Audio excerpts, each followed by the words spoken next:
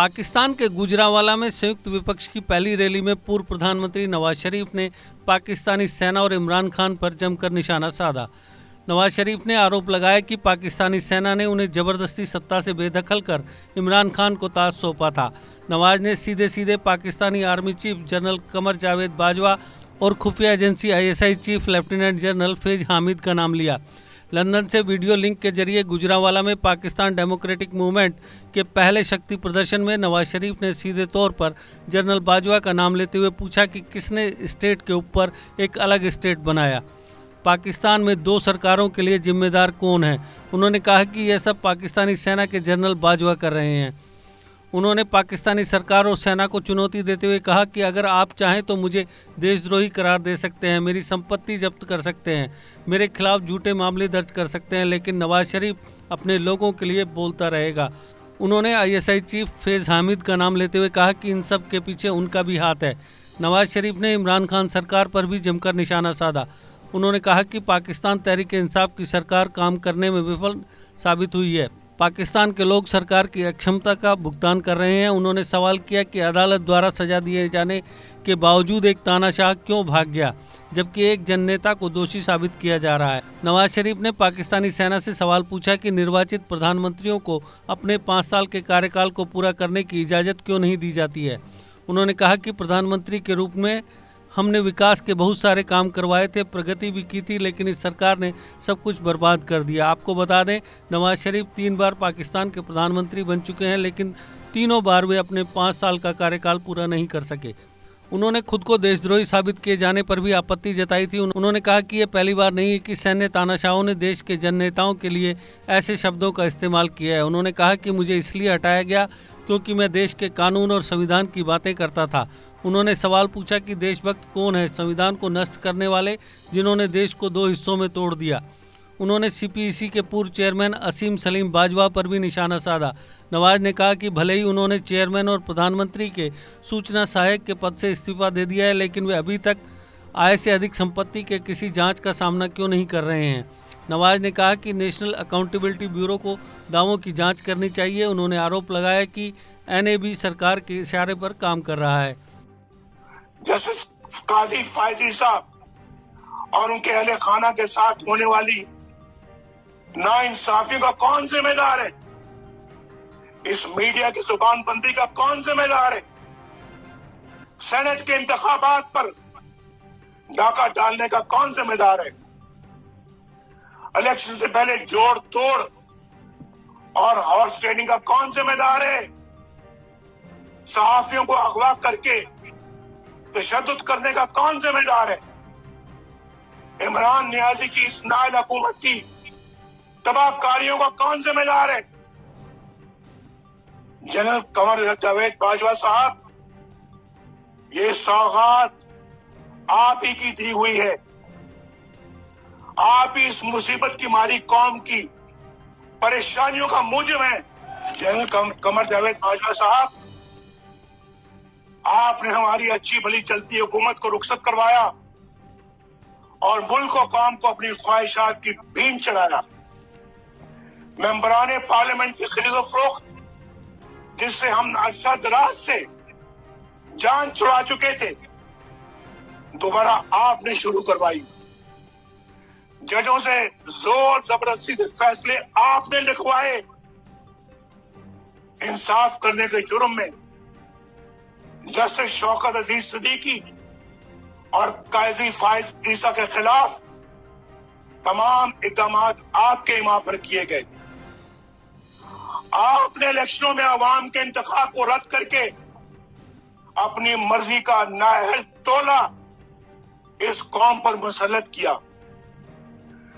नतीजे में होने वाली बर्बादी के भी आप ही जिम्मेदार हैं। जनरल बाजवा साहब, जवाब आपको ही देना पड़ेगा। आपको। पाकिस्तान के पूर्व प्रधानमंत्री नवाज शरीफ के देश के सेनाध्यक्ष जनरल कमर जावेद बाजवा पर जमकर बरसने से प्रधानमंत्री इमरान खान बुरी तरह से बौखला गए हैं। उन्होंने नवाज पर देश की सेना की छवि खराब करने का आरोप लगा डाला है। यही नहीं, इमरान ने यहां तक कह दिया कि नवाज भारत के प्रधानमंत्री नरेंद्र मोदी की भाषा बोल रहे हैं। इमरान ने शरीफ की रैली को सर्कस करार दिया। इमरान ने कहा कि नवाज ने पाकिस्तान की सेना पर हमला किया है। उन्होंने कहा, नवाज ने जो पाकिस्तान की सेना के बारे में बाहर से बैठकर कहा है वह जनरल बाजवा पर हमला नहीं है, पाकिस्तान की सेना पर है। यही बात नरेंद्र मोदी ने कही थी। नरेंद्र मोदी ने कई बार कहा कि हमें नवाज शरीफ पसंद है, पाकिस्तान के सेनाध्यक्ष आतंकवादी हैं। उन्होंने कई बार कहा और नवाज शरीफ ने कोई जवाब नहीं दिया। इमरान खान ने कहा, मोदी ये क्यों नहीं कहते कि इमरान सही है लेकिन जनरल बाजवा गलत हैं, क्योंकि उन्हें पता है कि मैंने मोदी का असली चेहरा दुनिया को दिखा दिया है, वे कितने कट्टरवादी हैं। इमरान ने कहा कि भारतीय अखबारों में नवाज की तारीफ हो रही है। वे कहते हैं कि शरीफ बहुत लोकतांत्रिक है और वह सेना से अपना काम करने के लिए कह रहे हैं। इमरान ने कहा, क्या भारत को नहीं पता कि जनरल जिया उल हक ने नवाज को अपनी गोद में बैठा रखा था, तब लोकतंत्र कहाँ था? क्या भारत को नहीं पता कि इस पीएम ने सुप्रीम कोर्ट पर हमला कराया और फिर न्यायपालिका को खरीद लिया? इमरान ने कहा कि नवाज ने सेनाध्यक्ष और आईएसआई डीजी के खिलाफ जिस भाषा का इस्तेमाल किया वह स्वीकार नहीं है। उन्होंने कहा कि ऐसे वक्त में नवाज ने इस भाषा का इस्तेमाल किया है जब पाकिस्तान के जवान देश के लिए अपनी जान दे रहे हैं। ये वो नवाज शरीफ है जो आज फौज के ऊपर और फौज के सरबराह के ऊपर इस तरह की जो जुबान इस्तेमाल कर रहा है। आपको याद नहीं होगा क्योंकि आप तो तब पैदा भी नहीं हुए थे। ये जनरल जिलानी के घर के ऊपर सरिया बनाते हुए मिनिस्टर बना था। ये वो आदमी है जो ज़ियाउल हक के जूते पॉलिश करते करते चीफ मिनिस्टर बना था।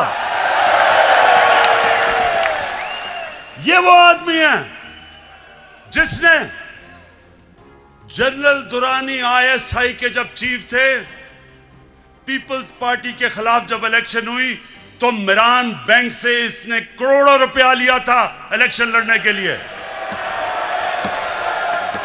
डीजी आईएसआई की सुप्रीम कोर्ट को रिपोर्ट थी। लेकिन इस मुल्क की बदकिस्मती ये कि हमारे मुल्क की अदालतों ने इसकी मदद की हमेशा। ये वो आदमी है जिसने आसिफ जरदारी को 2 दफा जेल में रखा था। जनरल बाजवा ने नहीं डाला था और उसको कहता था पाकिस्तान का करप्ट तरीन आदमी है वो जरदारी। इसको ऊपर हुदायबा पेपर मिल का केस उसने इसके ऊपर बनाया था, जिधर अरबों रुपए इन्होंने करप्शन करके पैसा बाहर भेजा था, वो उसने नवाज शरीफ पे बनाया था। जनरल बाजवा ने नहीं बनाया था। ये वो नवाज शरीफ है। और जरदारी, चुप करके सुने, चुप करें जरा, सुने मेरी बात। ये वो जरदारी है और नवाज शरीफ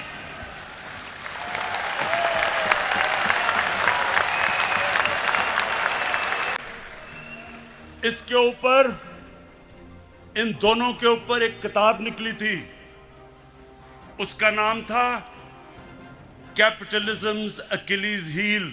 रेमंड बेकर ने किताब लिखी थी। ये इनके पहले दौर के बाद जब इन दोनों ने 2 दफा बारियां लेकर मुल्क को लूटा था, उसने किताब लिखी और उसके ऊपर पूरा चैप्टर दिया कैसे इन दोनों ने इस मुल्क से पैसा चोरी करके मुल्क से बाहर लेके गए। जनरल बाजवा ने नहीं लिखी थी, रेमंड बेकर ने लिखी थी। उसके बाद 3 और इनके ऊपर किताबें हैं जिनमें आप पढ़ें कि इन्होंने इस मुल्क से कैसी गद्दारी की। एक ओबामा's वॉर, ओबामा's वॉर, एक है सूस्कीन, उसने किताब लिखी the way of the world. उसमें वो क्या किताब में कह रहा है कि बिलावल को उनकी वालदा टेलीफोन करके सीआईए ने उसका टेलीफोन टैप किया, बैंक अकाउंट्स बता रहे थे कि किन किन बैंकों में पैसे पड़े हैं तुम्हारे बारे।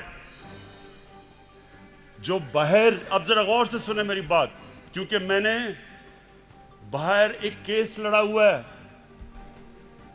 हर जाने का केस बाहर लड़ा हुआ है इयान बोथम के खिलाफ और जीता था केस।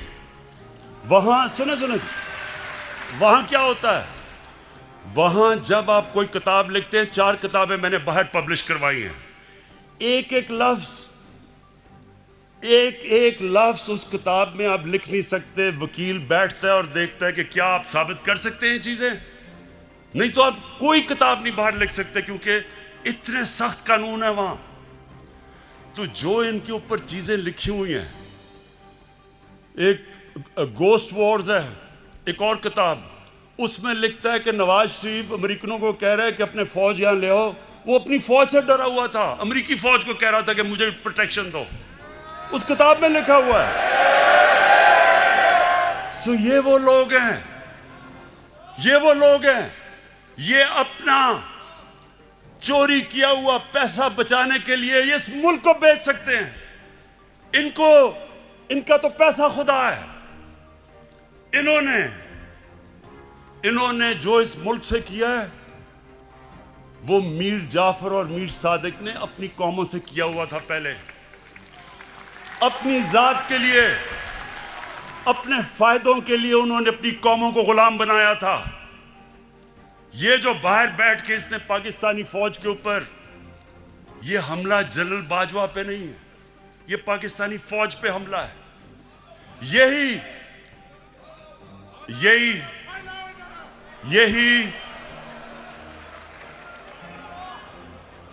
यही बात नरेंद्र मोदी कर रहा था।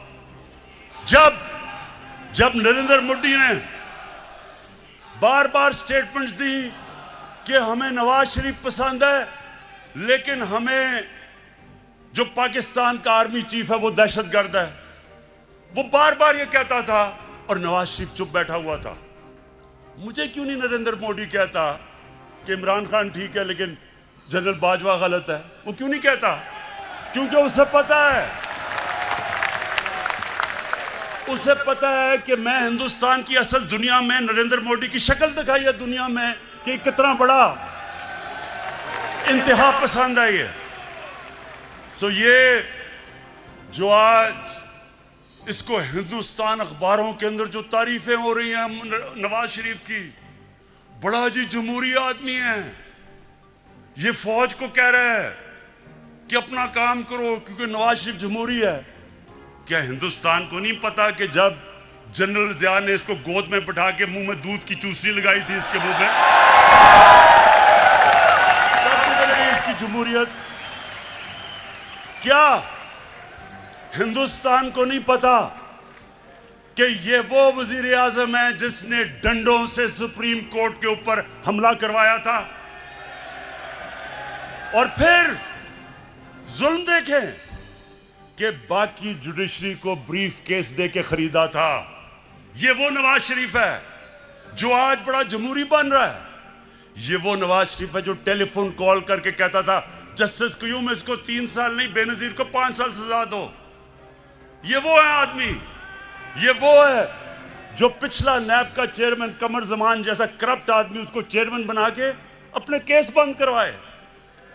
इसके लिए अदलिया तब तक ठीक है जब तक अदलिया इसके साथ खड़ी है। हुदैबा पेपर मिल का ओपन एंड शट केस जब बंद होता है, अदलिया बंद करती है, तो अदलिया बहुत अच्छी है। जब 5 मेंबर बेंच अदलिया का पैनमा के केस में इसको सजा देता है, तो क्यों निकाला करके दौरा करके अदलिया को बुरा भला कहना शुरू कर देता है? देश के निर्माण और उन्नति में सहयोग आपके हर कदम में आपका हमसफर। कश्मीर टर्बो TMT सरिया, चाहे भूकंप आए या तूफान, सुरक्षित रहें आप और आपका मकान। अपनाइए आपका अपना कश्मीर टर्बो TMT सरिया, trust and reliability. GK update रहे हमारे साथ। अगर आप ये वीडियो YouTube पर देख रहे हैं तो हमारे YouTube चैनल को सब्सक्राइब करें और बेल आइकन को क्लिक करें। अगर आप ये वीडियो Facebook पर देख रहे हैं तो हमारा Facebook पेज लाइक जरूर करें। For advertisement, please contact 705-109-1811.